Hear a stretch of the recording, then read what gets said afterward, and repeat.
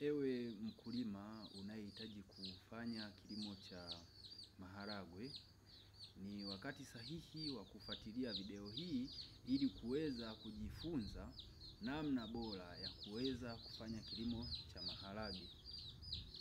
Baada ya kuwaonyesha mashamba ambayo nimeweza kufanya kilimo hiki cha maharage, na nina uzoefu wa takribani miaka miwili ya kulima kilimo hiki cha maharage, ninahitaji kuambia changamoto na faida za kilimo cha maharage.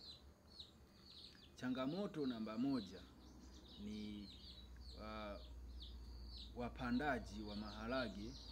Pale unapokuwa unapanda maharage kwenye shamba lako, unatakiwa walau unapokuwa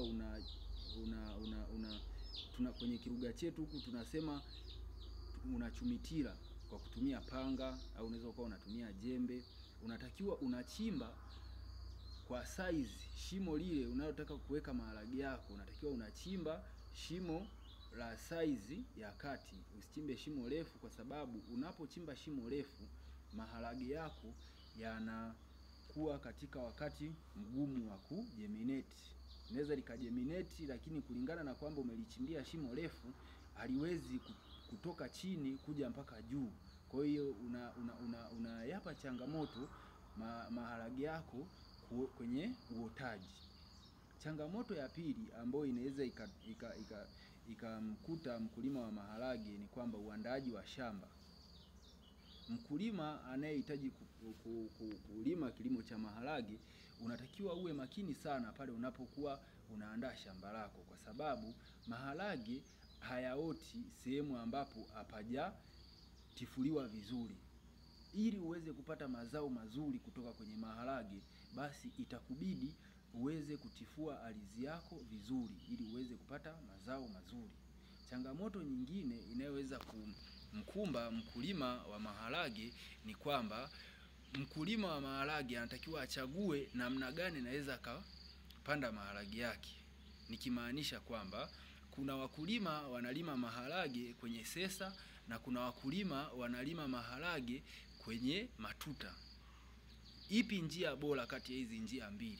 Ninaweza nikakushauri wewe mkulima ambaye unatarajia kulima maharage, basi uweze kutumia njia ya matuta.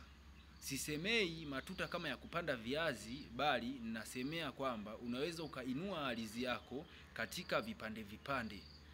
Unaweza ukawa na shamba la eka moja, lakini ukaamua kutengeneza aina fulani ya matuta yale makubwa kabisa. Kama mtu anayepanda vitunguu, kuna matuta yale mapana tofauti na haya matuta ya kupanda viazi vitamu. Na mkulima anayechagua kutumia sesa, basi anashauriwa kuhakikisha ardhi anayoenda kupanda maharagwe inatifuliwa vizuri, ili kufanya maharage yako kuweza kujeminate vizuri na kuipa space mizizi ya maharage kwenda kutafuta nutrients. Unapokuwa hujaandaa shamba lako vizuri kwenye maharagwe, utaipa changamoto mizizi, na hivyo basi unaweza ukapanda maharagwe mengine yasitokee, mengine yakatokea yakaota. Kwa hiyo hizo zote ni changamoto zitokanazo na upandaji na uandaaji wa shamba. Changamoto nyingine kwa mkulima anayelima maharagwe ni changamoto ya ndege. Ndege na wadudu wengine wanaoshambulia mazao. Unajua, kadri siku zinavyozidi kwenda ni kwamba mabadiliko ya hali ya hewa yanaenda yanaathiri hata mifumo ya maisha, hata kwa wanyama. Sasa hivi binadamu tumevamia sana kwenye mapori ambayo ndege wanaishi, kiasi kwamba ndege wanakosa chakula. Pale ambapo unalima wewe maharagwe, basi itawalazimu wale ndege watumie yale maharage yanayoota kwenye shamba lako kama chakula chao. Kwa hiyo hilo sio swala la kujiuliza mara mbili.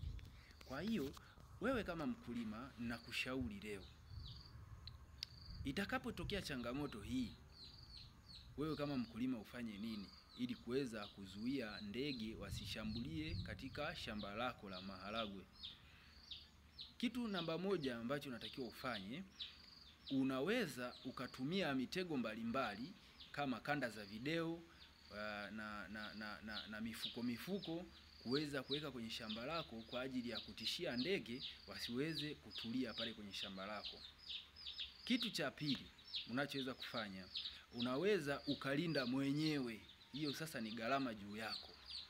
Unalinda kwa kufukuza ndege, hawawezi kushambulia maharage yako. Na hii inatokea kati ya wiki moja na wiki moja hadi siku 5 hadi wiki moja. Inakulazimu pale ambapo umepanda maharage yako yameanza kutokeza, ulinde kuanzia siku 5 hadi wiki moja.